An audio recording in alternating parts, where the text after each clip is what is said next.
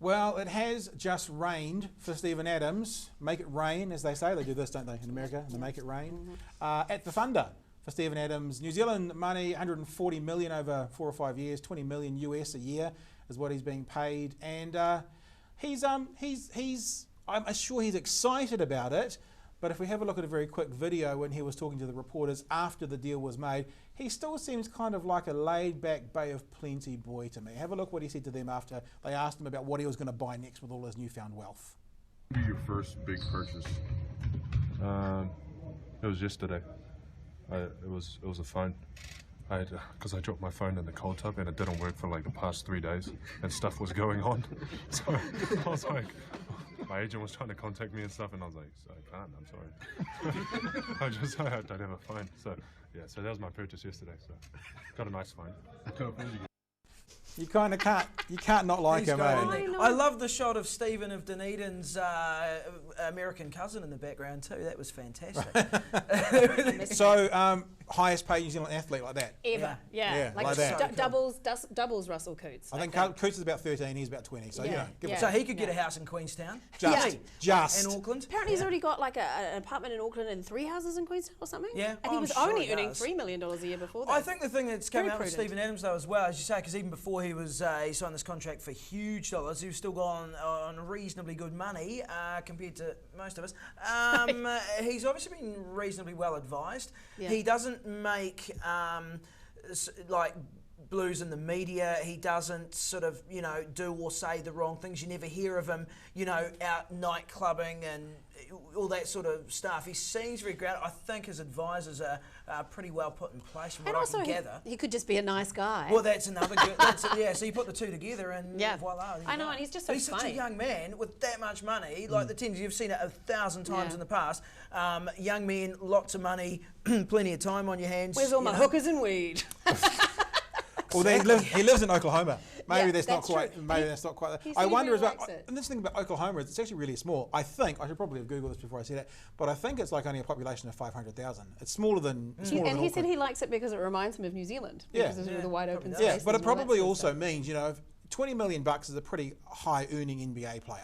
He probably could have gone to other places. He could have gone to LA or New York if they would have him. He'd be in these much more metropolitan urban centres with potentially a lot more opportunity to get into that kind of stuff. So I wonder if that's a part of the, I'm from Bay of Plenty, I'm a Rotorua boy, now I'm an Oklahoma boy. There could be some of that. There's also, that's a sweet deal offered by OKC, man. I'll be taking that easy. Because you're not guaranteed that money in other clubs, you see, because they had first dibs on you because they're the one that drafted you. So they had the ability and the power under the laws of the NBA, if you like, to be able to do this. And now he's going to get endorsements, of course, and that's going to tip it up over. So Samsung for immediately. Yeah, he'll have to get some sort of shampoo endorsement, I think, or maybe some sort of moustache wax. Well, they call them Moustache Brothers when they were playing on the team. There was a few of them, and all the kids would draw like vivid moustaches on their t-shirts. They were the Moustache Brothers. Okay, So he's a superstar in that little area. He's becoming a star of the NBA. You must get your wax sponsored, do you? Then? Yeah, absolutely. I'm sponsored by Wax.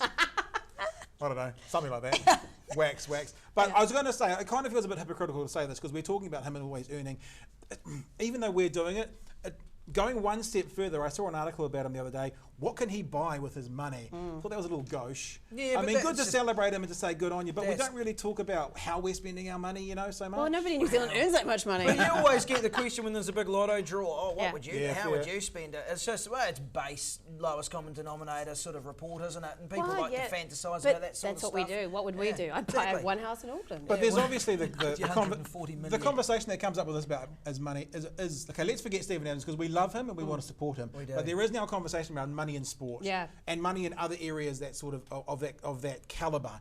I mean, $20 million for someone to bounce a ball and shoot a hoop. It's what the market demands. Yes, but this is that, isn't it? If he earns the company $30 million, all well and good. But I mean, you're in the arts. I am in the arts. Yes, doing sports versus arts in New Zealand. Doing a show in Dunedin currently called Promise and Promiscuity. At the Globe. At the Globe, indeed. Do when does that start? It started last week, and it's on every night at 8 o'clock at the Globe. At 8 o'clock. Yeah, you can get tickets at iTicket. Oh, I know you were going to ask that. that. Yeah, Is that iticket.co.nz? It is. 0508 iTicket. Anyway, yes, it is often frustrating. Like particularly things like coverage in newspapers, for example. Right. Often there's a massive sports section, but the arts, you know, a lot of these sports teams aren't taking our ads in the papers like we are with the theatre. So sometimes that frustrates me. Like I'm spending a bit of money with the ODT, and I got a lovely article, and that was fantastic.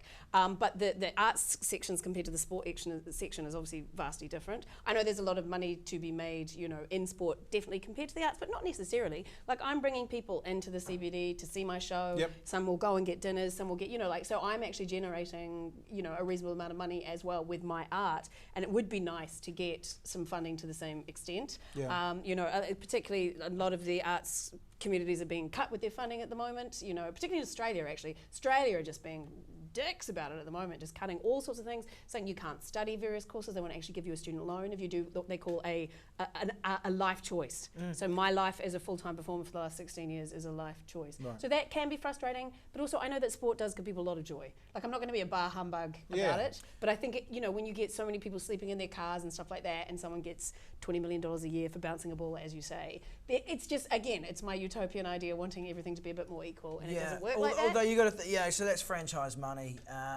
you know, and I know that there's you know, limitations on what you can do to a certain degree, but it's not, you know, the New Zealand government giving them X amount of dollars or whatever it is. Well, it's OKC, an NBA pro basketball franchise that's gone, your market value is this and we'll pay it. 100%, yeah. And you know, and it's so funny because he does seem like a top bloke. You're like, you can have 20 million bucks, but you know, somebody You feel else. good for him. He's one of the rare ones that you actually go, you know what, mate, bloody Imagine good if on you. Quade Cooper was earning that. That would not sit well with the New Zealand public. He was not good enough.